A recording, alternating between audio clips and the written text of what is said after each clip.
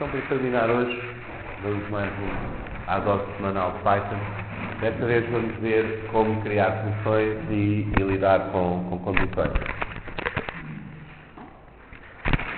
Vimos na aula passada como resolver aquele problema de calcular os fragmentos de digestão com enzimas de restrições, com várias enzimas de restrições e um conjunto de sequências. Hoje vamos organizar isso um pouco melhor, vamos repetir este exemplo, mas vamos organizar melhor o código e vamos ver as vantagens de criar funções. Portanto, vamos ver o que é que são funções, para que é que servem e como é que nós podemos criá-las. Vamos ver também, assim, um pouquinho de raspão, como usar condições, como criar, no fundo, pedaços de código que só são executados se certas condições se cumprirem, mas vamos principalmente focar este exemplo e ver como podemos organizar melhor o código e como podemos reduzir algumas desvantagens da primeira abordagem que tivemos e aproveitar melhor o que estamos a fazer. O que nós estávamos a fazer na semana passada é, a partir deste ficheiro com uma lista de sequências, de genes, temos o identificador, dois pontos e depois a sequência, temos isto num ficheiro, cada sequência numa linha. Nós temos também este ficheiro com a especificação das enzimas de restrição, temos o nome da enzima de restrição, a zona de reconhecimento e depois esta string indicando onde é que ela corta. E temos um ficheiro com este conjunto de enzimas. E o que nós queremos depois, o que fizemos na semana passada, foi obter um conjunto de ficheiros de texto que dizem para cada enzima de restrição, o nome do ficheiro é a enzima de restrição, portanto isto está entre parênteses, não vem no ficheiro, é só o nome do ficheiro, e para cada uma delas diz-nos quantos fragmentos é que nós obtemos da digestão de cada uma das sequências, dadas aqui pelo identificador, com cada uma das enzimas de restrição. E a nossa solução foi esta. Portanto, líamos as linhas todas do ficheiro das sequências, líamos as linhas todas do ficheiro das enzimas, e agora, para cada linha no ficheiro das enzimas, fomos partir pelo ponto e vírgula, este sinal está aqui, para obter as diferentes partes, o identificador, a zona de reconhecimento e a zona de corte. Fomos colocar essas três partes ali, portanto, lembram-se deste unpacking que o Python pode fazer. Nós obtemos aqui uma lista com 3 elementos, nós podemos atribuir a 3 variáveis e ficar cada um deles na sua variável. Portanto, desde que isto tenha sempre 2 pontos e vírgulas para ficar com 3 elementos, ele não se queixa e separa as partes, as 3 strings, naquelas 3 variáveis. A primeira será o identificador da enzima, que é o que vem em primeiro lugar, depois o sítio de reconhecimento, que é o que vem em segundo, e a zona de corte. E agora vamos criar aqui o nosso relatório com as strings todas, com as contagens dos fragmentos. Portanto, começamos aqui com uma lista vazia, para ilustrar como é que devemos construir uma lista. E agora, para cada linha no nosso ficheiro das sequências, vamos partir também essa linha, desta vez pelos 2 pontos, que é o que temos aqui a separar o identificador da sequência. Vamos guardar o identificador da sequência e a sequência em si. E agora vamos calcular quantos fragmentos é que são. Portanto, vamos substituir a zona de reconhecimento pelaquela que indica o corte, com o sinal menos, e depois vamos partir pelo sinal menos para obtermos os fragmentos diferentes e vamos acrescentar ao nosso relatório uma string que tem o identificador da sequência, depois um tab e depois o número de fragmentos, que é o complemento de fragmentos, convertido para string. Notem que o número de fragmentos é mesmo um número, mas o que nós queremos é uma string com aqueles caracteres para poder juntar às outras. Portanto, basicamente, o que estamos a fazer aqui é criar as várias linhas do nosso relatório, que são compostas por identificador da sequência, um tab, o número e uma mudança de linha que é para passar à linha seguinte. Não ficava tudo seguido na mesma linha. É isso que estamos a fazer aqui. O identificador, o tab, o número de fragmentos, convertido em strings para podermos concatenar, e depois este código especial para a mudança de linha. Isto é uma maneira como vocês podem pôr em Python aqueles caracteres especiais que não podemos pôr no teclado dentro do string, que são os tabuladores, por exemplo, e as mudanças de linha. Depois de ter esta lista com as strings todas, notem que isto está dentro deste ciclo, pelas sequências, pelo ficheiro das sequências. Fora deste ciclo, mas ainda dentro do ciclo pelo ficheiro das enzimas, nós vamos criar um ficheiro para escrita cujo nome é o identificador da enzima mais a extensão TXT. Ele vai criar esse ficheiro se não existir, ou se existir vai limpá-lo, fica o ficheiro vazio. E agora vamos escrever esta lista de strings como linhas do ficheiro. Vamos despejar tudo para o ficheiro. E então o ficheiro vai ficar com todas aquelas vantagens e depois fechamos o ficheiro para dizer que já não o estamos a usar. Esta parte é importante, especialmente quando estamos a escrever, porque muitas vezes o sistema operativo, por otimização, quando mandamos escrever no ficheiro, ele não escreve, guarda em memória, porque escrever no ficheiro ocupa o disco, ocupa mais tempo, e se há outras coisas que estão a usar o disco, o sistema operativo espera um pouco.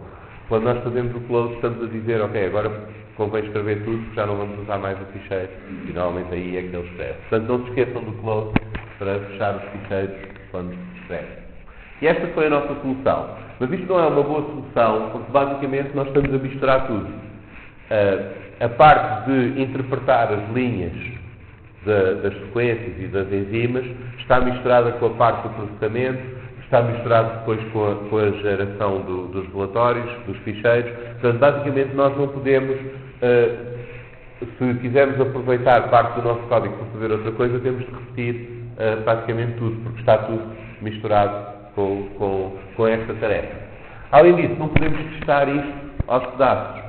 É muito difícil nós testarmos uma parte do nosso código, ou está tudo a funcionar, ou então tem algum erro e depois nada funciona.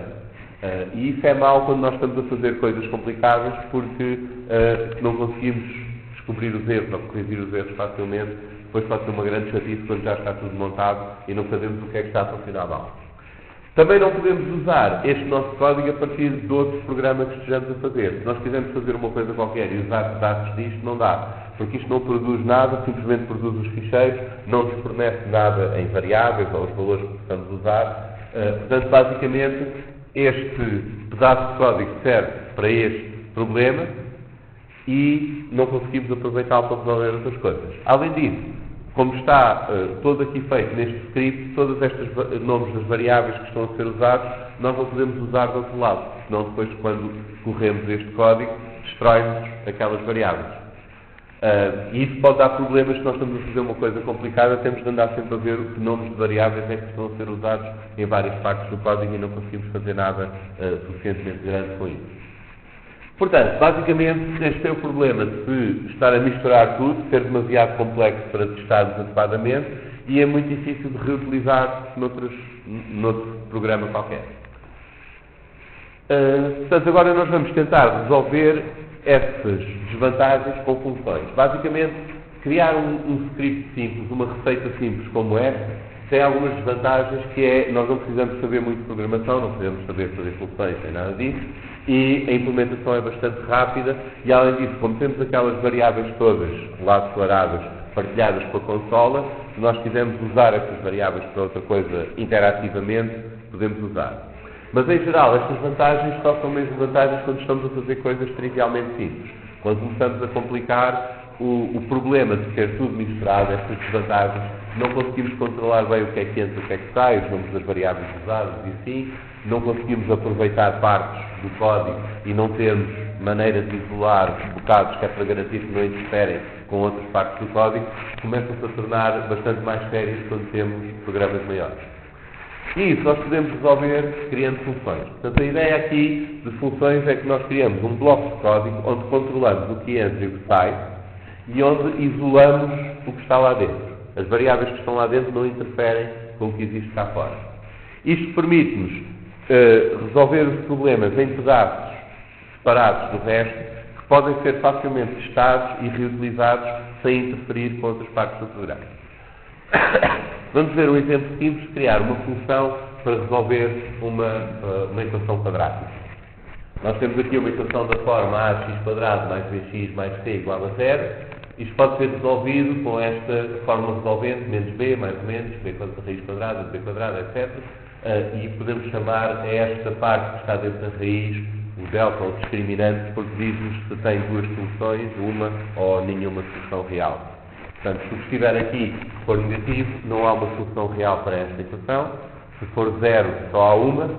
Se for positivo, maior que 0, há duas soluções para a nossa equação. Então aqui temos a implementação disso, que serve também para ilustrar agora a condição, o if. Nós temos uma função, que se chama solve quadrático, este é o nome da função, é criada com esta palavra-chave def, para definir a função, portanto, a seguir ao def vem o nome da função, e depois, entre parênteses, vêm os nomes das variáveis que vão guardar os argumentos da função. Mas isto chamam-se parâmetros, são os sítios onde vão guardar os valores que nós damos à função. E os valores que damos à função são os argumentos. Quando chamarmos a função, vamos ter de dizer quanto é que vale o A, o B e o C, que é para poder resolver a equação. Nós não podemos resolver esta equação sem saber quanto é que é o A, o B e o C. E isso é o que a função precisa saber aqui. Esta primeira string, que vem logo a seguir à declaração da função, já agora notem que no fim desta declaração temos aqui 2 pontos e depois temos uma indentação para indicar que isto tudo está dentro da função. É assim que no Python nós indicamos o que é que são os blocos. Qualquer coisa que venha aqui à frente indentada para trás, o interpretador sabe que já não pertence à função. Tudo o que está indentado aqui para a frente pertence à função. Esta string que nós pomos aqui é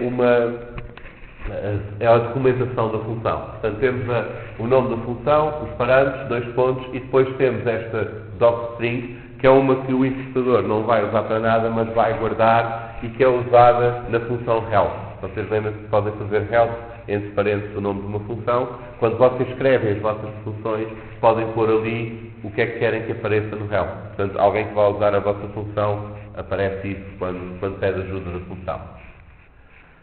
Depois, temos aqui o corpo da função, o cálculo em si. Vamos calcular primeiro aquele delta, o discriminante, b² menos 4ac, e agora temos várias possibilidades. Se o delta for menor que 0, então a solução será um conjunto vazio. Não há solução nenhuma, não há solução real para esta equação. E esta é a construção básica do if. If, uma condição, 2 pontos, e depois o que está aqui indentado é o que nós fazemos se a condição for verdadeira. O if mais simples será só isso. Opcionalmente, podemos ter outras condições caso aquela falhe. Nós podemos ter um if que tem um else, ou seja, se isto for verdadeiro, faz o que está aqui, caso contrário, faz o que está neste ramo, e podemos ter um número arbitrário, 0 ou mais, destes elif, que são else if, condensado aqui, que são outras condições que ele vai testar se as anteriores falharem. Portanto, a ideia é sempre esta. Ele vai testando cada uma das condições. A primeira que acertar executa isso e sai do if. Já não faz mais nenhuma. Se nenhuma delas for válida e tiver um else, então executa o que está no else. Se não tiver o else, não faz nada. Portanto, o mais simples será só um if com um else, ou um if com vários elifs ou else. Nesse caso, temos aqui. Se for menor que 0, a solução é vazia e ele salta para a instrução que vem a seguir ao if. Caso contrário, vai testar esta outra condição. Essa é maior que 0. Se for maior que 0, então a solução será uma lista de dois valores, que é o menos b menos o tal delta, a raiz quadrada do tal delta sobre 2a, ou então o menos b mais a raiz quadrada do delta sobre 2a. Caso nenhuma destas seja verdadeira, então a solução será simplesmente o menos b sobre 2a, porque isto quer dizer que o delta é 0 e esta é a única solução que a equação tem. Depois, temos esta parte importante em todas as funções que devolvem um valor, que é o return e aquilo que é para devolver. Neste caso, nós guardamos aqui na variável solution as soluções para a equação e agora fazemos o return solution, vai-nos devolver aquele objeto, aquela lista, para quem chamou a função. Agora, como é que isto funciona? Chamamos a função, quando o interpretador executa este código, não calcula nada, mas cria este objeto, solve quadrático, que é uma função, e sabe que, quando este for executado, é para executar este código que está aqui. E agora, quando nós chamamos a função, quando nós mandamos executar, que consiste em pôr o nome da função e parênteses, notem que mesmo uma função que não tenha argumentos, em Python precisam de pôr os parênteses para indicar que querem executar aquela função. Neste caso, temos de usar argumentos, portanto, temos aqui o 2, que vai ser posto no A, temos o 3, que vai ser posto ali no B, e temos o 1, que vai ser posto no C. Depois, ele vai fazer as contas e vai-nos dar o resultado, tem aquela curva quadrática, tem aquelas duas raízes. Podemos fazer esta não tem raízes, e nós podemos, se nós chamarmos a função sem os parênteses, nós não estamos a mandar executar, estamos a referir o objeto, e ele vai nos dizer simplesmente isto. Isto é o objeto da função. Portanto, lembre-se que para mandar executar uma função tem que ter sempre parênteses, mesmo que não tenha argumentos. Se fizermos o help ao quadrático, ele vai nos dizer que esta é uma função no módulo em que estamos agora e vai nos dar a assinatura da função, esta parte aqui, para nós sabermos quais são os argumentos, e vai escrever aqui o que quer que seja que nós fizermos naquela string. Portanto, vocês podem incluir algumas dicas de como usar as vossas funções naquela string, pode ajudar-vos mais tarde quando vão reutilizar o vosso código. Outra propriedade importante é que as variáveis estão isoladas. Vejam que dentro da função há este delta que a função cria. Se eu aqui fora chamar a função e depois perguntar qual é o valor do delta, vai-me dizer que não sabe o que é o delta. Porque o delta não existe aqui fora, só existiu dentro da função e desapareceu logo que a função acabou de ser executada. Outra, ainda mais importante do que isso, é que se eu tiver aqui uma variável chamada delta, guardar-lhe 0, por exemplo, e chamar a função, neste caso o delta não é 0, o meu delta continua a ser 0. O delta da função não é o delta que está cá fora. E esta é uma propriedade muito importante das funções porque permite-nos partir um problema complexo em problemas simples, sem ter medo depois que as várias partes da nossa função andem a estragar-se umas às outras por terem variáveis que calhem ter o mesmo nome. Por isso, lembrem-se que tudo o que está a acontecer dentro da função é invisível ao resto, nem sequer vê o que está cá fora, nem o que está cá fora vê o que está lá dentro.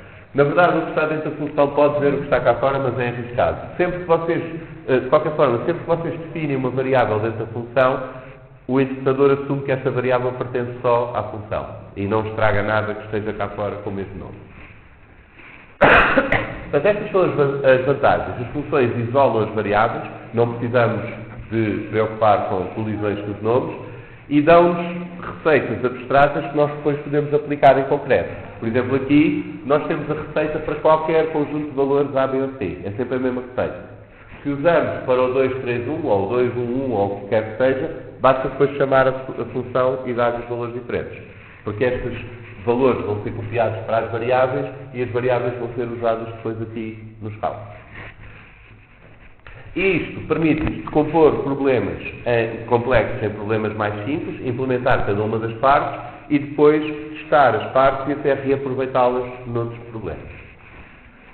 Lembrem-se que as funções são executadas quando pomos os parênteses depois do nome da função, só o nome da função é simplesmente uma referência ao objeto. Dentro dos parênteses, podemos ou não, dependendo da função, fornecer os argumentos. Os argumentos são aqueles valores que vão ser copiados para as variáveis que estão lá na função. Já agora, os argumentos podem ser passados ou pela posição ou pelo nome do parâmetro. Mas depois, quando nós vimos exemplos disto, eu volto a lembrar esta parte. A função termina quando encontra o return ou quando chega ao fim do código que pertence à função. Se encontrar o return, devolve o valor que vier especificado no return e sai imediatamente da função. Portanto, se tiverem um return a meio da função, ela sai ali a meio. Se não houver nenhum return, a função não retorna nada. Retorna none em nenhum objeto quando termina. Por vezes acontece que nós podemos querer criar funções que não devolvem valor nenhum. Mas vamos ver agora o exemplo com as enzimas de restrição. Primeiro, em vez de fazer tudo num molho, vamos decompor o problema em várias partes mais pequenas e mais simples de implementar e de perceber. Vamos ler as sequências e criar um dicionário com o identificador da sequência e a sequência. Essa será uma das partes da nossa função. Vamos fazer a mesma coisa com as enzimas. Vamos criar um dicionário que tem o nome da enzima e um tuplo que tem a zona de reconhecimento e a zona de corte. Desta forma, com dicionários, nós podemos facilmente organizar pares de chave-valor. Como, por exemplo, uma lista telefónica em que temos os nomes das pessoas e os telefones. Neste caso, temos os nomes das enzimas ou das sequências e o resto dos atributos. E depois podemos ir buscar cada uma pelo seu nome. Depois, vamos precisar de uma função que corte uma sequência, com base na informação acerca da enzima, e retorne os fragmentos. Aquilo está mal, não é retornar enzimas, é retornar os fragmentos. e outra que pode pegar em todas as sequências e numa enzima e construir o dicionário com os fragmentos todos. Portanto, desta maneira, nós podemos ir construindo a solução do nosso problema em pedaços pequenos. Finalmente, gerar o relatório para uma enzima em todas as sequências e gerar todos os relatórios. Esta parte, por vezes, é complicada. Pensar como é que nós vamos compor o problema não é trivial, mas há algumas dicas que podem seguir. Por exemplo, sempre que há uma coisa que temos que fazer muitas vezes, esse é um bom candidato para pôr numa função. Por exemplo, temos que calcular quais são os fragmentos que resultam de digerir uma sequência, temos que fazer isso muitas vezes, vamos fazer isso numa função. E aí já temos depois uma peça para usar para resolver o teste. Mas vamos ver isto em concreto. Como é que nós lemos as sequências para um dicionário? Vamos criar esta função, ler sequências, e o que ela precisa de saber é o nome do ficheiro de onde vai ler as sequências. Vai assumir que o ficheiro tem aquele formato, mas o nome pode ser o se calhar. Então vai receber ali, tem este parâmetro, spec_file, onde recebe o argumento que lhe diz qual é o nome do ficheiro. Vai começar com um dicionário vazio. Aqui temos uma documentação minimalista, convém pôr um pouco mais se vocês quiserem fazer funções para outras pessoas usarem, mas eu aqui, para não ocupar muito espaço, tenho só assim uma descrição muito breve. Vamos começar por um dicionário vazio. Dicionários vazios são aquelas chavetas. Este é um objeto onde nós podemos ir acrescentando pares, chave, valor, e vamos ler todas as linhas do ficheiro. E agora, para cada uma das linhas do ficheiro, vamos partir pelos dois pontos e criar estas duas variáveis, o identificador e a sequência, e vamos pôr no nosso dicionário de sequências, no sítio correspondente àquela chave, que se não existe ele vai criar uma entrada nova, vamos pôr a sequência. Portanto, o que estamos a dizer é, este identificador tem esta sequência. E agora vamos fazer isso para cada um dos identificadores. Notem que se houver identificadores repetidos, ele vai substituir a sequência que está lá. Mas nós aqui estamos a assumir que os identificadores são únicos e não há repetições. E agora chamamos a nossa função para testar.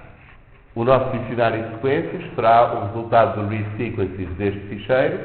Notem que este nome de sequências não é aquele, porque este só existe aqui dentro. O facto de terem o mesmo nome não cria qualquer colisão, continuam separados, mas isto foi devolvido, aquele dicionário foi devolvido aqui no fim da função. Então, quando a função termina, recebemos aqui a cópia da referência para aquele objeto, portanto, continuamos a ter o nosso dicionário aqui nesta variável. E agora, podemos ver o que é que está no nosso dicionário, fizemos isto na consola e vemos isto. Temos, para cada identificador, a sua sequência. Agora, há aqui um pequeno problema. Temos este caractere estranho no fim, que é a mudança de linha dentro do ficheiro. E nós não queremos isto na sequência, porque aquela mudança de linha não faz parte da sequência do género.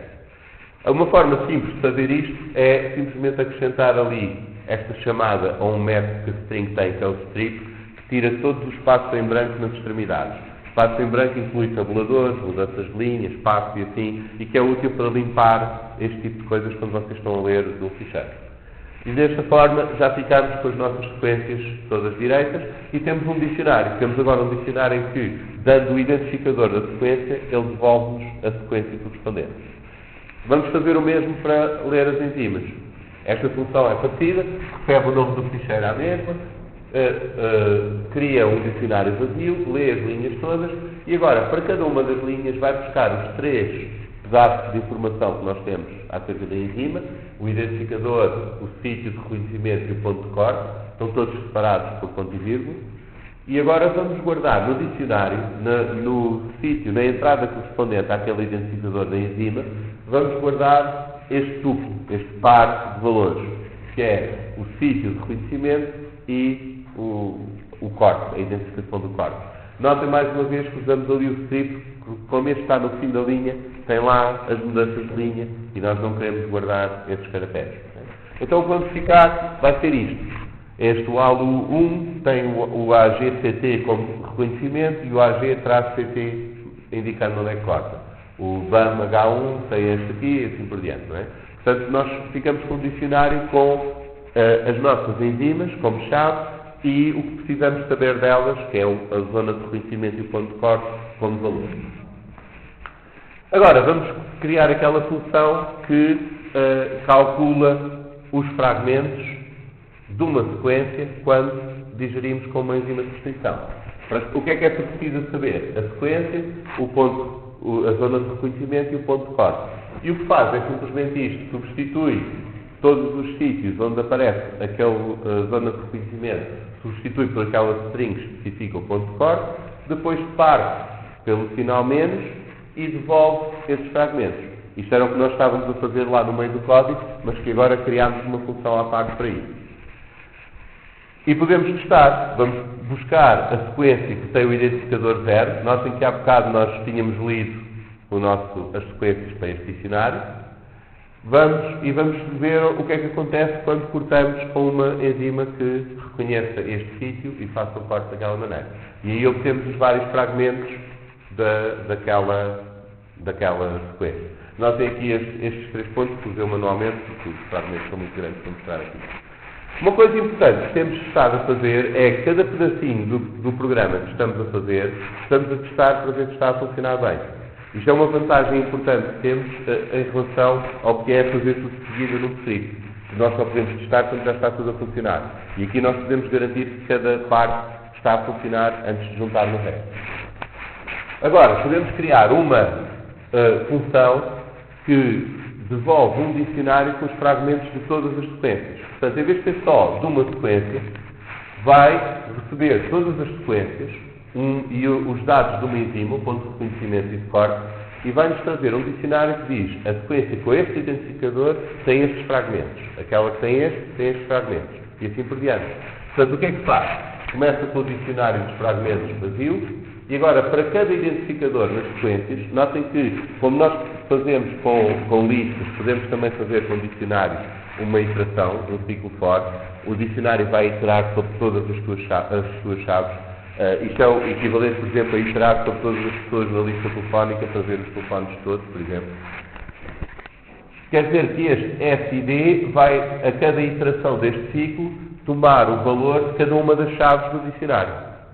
E então podemos dizer que os fragmentos, no dicionário dos fragmentos, vamos pôr uma entrada com o mesmo identificador e guardar lá a lista dos fragmentos que obtemos quando cortamos esta sequência, a sequência que está guardada aqui, com aquela zona de reconhecimento e aquele ponto de corte. E isto aqui, fragment, é a outra função que nós fizemos antes. Nós não precisamos estar a repetir este código. A receita já está guardada naquela função, portanto, neste momento, para fazer isto para todas as sequências, simplesmente chamamos a função e guardamos os fragmentos no dicionário. E agora nós podemos experimentar, vamos pedir todos os fragmentos de todas estas sequências, com esta zona de reconhecimento e este ponto de corte. E obtemos um dicionário que diz, a que tem o identificador 0 tem estes fragmentos, o identificador 1 tem estes, etc. Só que um detalhe, os dicionários são otimizados para podermos aceder pela chave. Portanto, guardam informação numa árvore e em que eles podem saber rapidamente em que sítio, em que ramo é que está a chave. Isso quer dizer que nós, quando estamos a iterar num dicionário, não garante que a ordem seja mantida.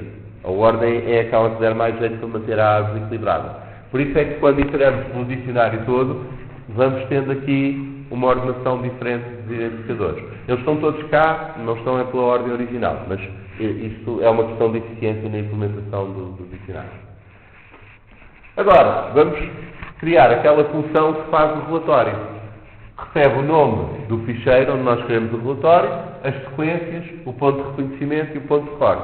O que é que vai fazer? Vai buscar o dicionário com todos os cortes, com todos os fragmentos, usando a função anterior, cria um ficheiro para escrita e agora, para cada um das sequências nesse dicionário de fragmentos, para cada um dos identificadores, vai escrever no ficheiro o identificador da sequência e o comprimento seguido de uma mudança de linha. Isto é o que nós tínhamos feito da outra vez, lá no meio do script, mas agora temos aqui uma função especificamente para isso, que está separada do resto. Quer dizer que nós agora podemos fazer as várias coisas sem ter de fazer sempre isto. Nós podemos ir buscar o dicionário de fragmentos e fazer outra coisa qualquer com ele, sem ser fazer este relatório. Ou então podemos escrever este relatório, enfim, juntar as peças como nós quisermos. Podemos também testar, vamos buscar, por exemplo, a zona de reconhecimento e de corte desta ALU1 e vamos criar o relatório para a ALU1. Este nome de ficheiro é o que nós usamos para criar o relatório, alu1.txt, com as nossas sequências e esta zona de corte e de reconhecimento. E ele vai-nos criar o relatório no disco. para criar todos os relatórios, ou seja, aquela função principal que nos resolve o problema, tendo já todas as outras feitas, nós precisamos apenas de... o que precisamos saber é qual é o ficheiro de sequências e qual é o ficheiro das enzimas. Estes são os que nós vamos processar. Vamos ler estes dois dicionários. Lemos as sequências para aqui, para as sequências, lemos as enzimas para as enzimas. E agora, para cada uma das enzimas, vamos buscar o sítio de corte e de reconhecimento e criamos o relatório dessa. Porque depois de ter aquelas peças todas, resolver o problema que nós queríamos resolver inicialmente, torna-se bastante simples porque já temos as funções que fazem a parte mais trabalhada. Notem que uma das vantagens disto é que nós podemos testar tudo passo a passo. Mas há outra vantagem grande. Vamos supor que nós não queríamos isto, não queríamos agora o relatório. Além de cada tarefa ser simples e podemos testar, uma vantagem grande é esta de podermos reutilizar. Vamos supor que em vez de termos um relatório para cada enzima, o que nós queremos é um só relatório que nos dá todas as combinações enzima-sequência que cortem em exatamente N fragmentos. Por exemplo, queremos saber todas as combinações de enzimas e sequências que nos dão 5 fragmentos depois da digestão. Nós podemos adaptar o que já fizemos e simplesmente criar uma nova função aproveitando o resto. Lemos as sequências todas do ficheiro para aquele dicionário. Lemos as enzimas todas para o dicionário. Abrimos o ficheiro do relatório que queremos escrever com aquelas combinações que dão N fragmentos e agora basta-nos, para cada enzima, ir buscar o corte e a zona de reconhecimento e de corte, todos os fragmentos que resultam da digestão de todas as sequências, e agora percorremos este dicionário e para cada um deles vemos se o comprimento da sua lista de fragmentos, ou seja, o seu número de fragmentos, é igual àquele N. E se for, escrevemos no relatório. Vão ver que agora um problema bastante diferente, que é fazer um relatório com todas as combinações de enzima e sequência que dão aquele número de fragmentos, pode ser facilmente resolvido numa dúzia de linhas, porque já temos todas as peças para fazer o resto. Temos a função que lê as sequências para um dicionário, que lê as enzimas para um dicionário, que calcula todos os fragmentos, tudo isto já está feito, não precisamos de refazer. E isto dá-nos a possibilidade de fazer coisas diferentes muito mais facilmente, conforme nós vamos construindo, no fundo, a nossa biblioteca de funções para processar este tipo de informação. E agora podemos fazer isto, vamos criar um relatório com este ficheiro de sequências, este ficheiro de enzimas, o relatório chama-se files.txt e dá a lista de todas as combinações enzima-sequência que dão exatamente 5 fragmentos. E aqui nós temos depois o relatório. Por exemplo, esta aula 1 com a 23, a 4, a 2, a 3 e assim por diante. Todas estas combinações dão exatamente 5 fragmentos. Resumindo, nós vimos como criar funções. Funções são objetos que são executáveis, guardam uma receita que depois é aplicada àqueles valores que recebem nos seus parâmetros. Vimos como definir a função, como especificar os parâmetros e depois dar argumentos à função e como devolver valores. Notem que nem todas as funções precisam devolver valores. Por exemplo, esta não tem nenhum return, porque esta nós queremos é para criar o ficheiro, não é para devolver um valor. Outras aqui, como estas de criar a lista, o dicionário de fragmentos, por exemplo, tem de devolver aquela variável para nós podermos receber o valor. Portanto, muitas funções têm esse return para devolver o valor, algumas não. Vimos também como usar dicionários, isto na prática não é muito difícil, portanto, basicamente, vocês podem imaginar o dicionário como um vetor ou uma lista, só que em vez de indexar por posição, porque a posição até não é relevante pela maneira como é guardado, vocês indexam pela chave. É como se fosse uma lista telefónica ou um dicionário mesmo, em que vocês vão à procura do valor associado àquela chave. E vimos como usar condições. O mais simples será só o if, que nós temos aqui. Se o comprimento dos fragmentos obtidos para esta sequência for n, então grava. Este pedaço de código, que é escrever no ficheiro, só é executado se a condição for verdadeira. Portanto, todos aqueles pares em que não dá o número certo de fragmentos não aparecem no ficheiro. Só os que o número certo de fragmentos, os que têm aquele número de fragmentos, é que aparecem. Vimos também que podemos ter condições com alternativas, se isto, ou então, caso contrário, se aquilo, etc. Ou ter mesmo caso por default, que é aquele que falhar em todas as condições, então faz este. Notem já agora que quando querem comparar se duas coisas são iguais, têm de usar dois iguais. Porque um igual em Python é a atribuição, é pegar num valor e guardar numa variável. Okay? Por isso é que aqui, quando eu faço esta comparação, tenho ali dois iguais e não um. O que eu quero é saber se isto é igual àquilo. Não quero copiar de um lado para o outro.